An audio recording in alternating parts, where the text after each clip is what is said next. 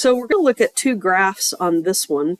And what I want you to notice about this graph is I've actually put a number right here in front of the x squared. So let's see if we can identify and talk about what that 2 might do to our graph. So what I would like for you to do on your note sheet then is start off by graphing the parent function. So let's think about our parent function. We had 0, 0, and then we had input 1, output 1 squared, so 1.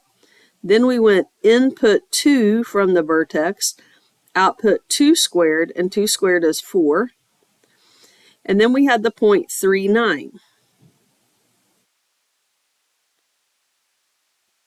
And then we have the same points on the other side.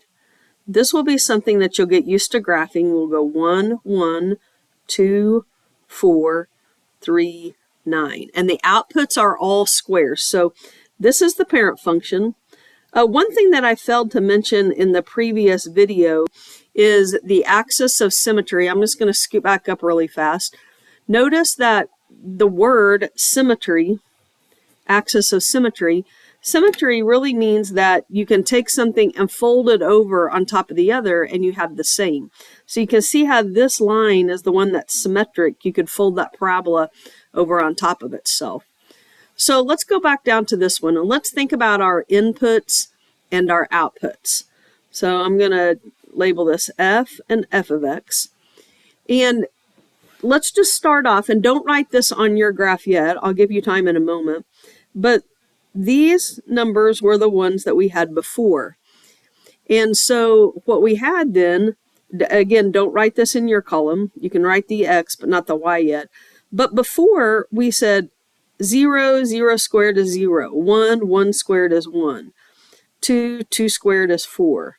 Negative 1 squared is 1. Negative 2 squared is 4. You can see how this kind of forms a parabola. But this time, after we put the value in for x and square it, we have to take this number times 2. So instead of these numbers in my column, what I have are 0 times 2, which is 2. And I want you to go ahead and write these on your table. 1 times 2. Oops, I said that wrong. 0 times 2 is 0. 1 times 2 is 2. 4 times 2 is 8. 1 times 2 is 2. And 4 times 2 is 8. So what I've done here is, let me just go down and look at that one. I have 2 times x squared. 2 times 2 squared. 2 squared is 4, and 4 times 2 is 8. So what happened is every single one of these numbers got doubled. So I was putting the same number in for x, but because I had to take the output times 2, every single one of these doubled. So let's put that on our graph then.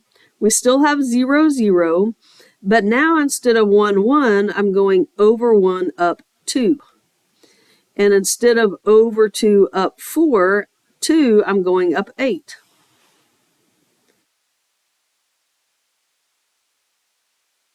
So the graph looks something like this.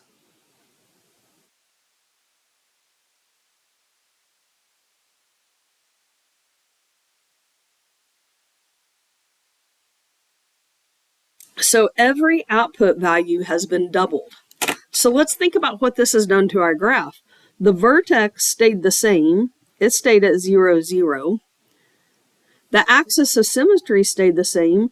I kept this same line that I could fold over, so it's still at x equals 0. The x-intercept stayed the same, and the y-intercept stayed the same.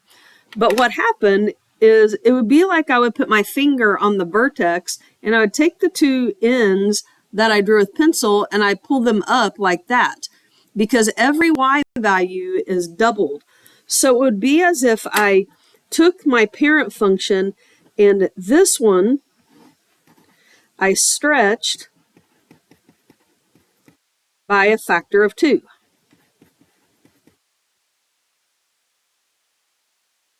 Stretched by a factor of 2. So let's think about the y value then. So on this next one, So this time, the number that I'm putting in front of this x squared is not 2. This time it's 1/2. So my x value and my f of x value, I still have 0, 1, 2, -1, -2. I'm not changing the input, but this time every output value is going to be halved. So half of 0 is 0. 1 squared is 1, and half of 1 is 1/2. If I put 2 in here, I have 2 squared, which is 4, and half of 4 is 2. So if you'll notice, these numbers should repeat on this side. So we can see how we go up the same amount here as we go here. That's why this is also our axis symmetry in our vertex. So I've got a point at 0, 0, 1, a half of 1, and 2, 2.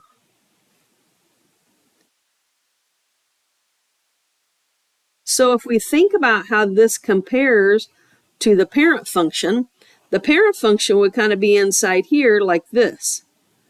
So what we've done in this case is if it's like we put our finger on the vertex, but we've pushed down. We've compressed this graph.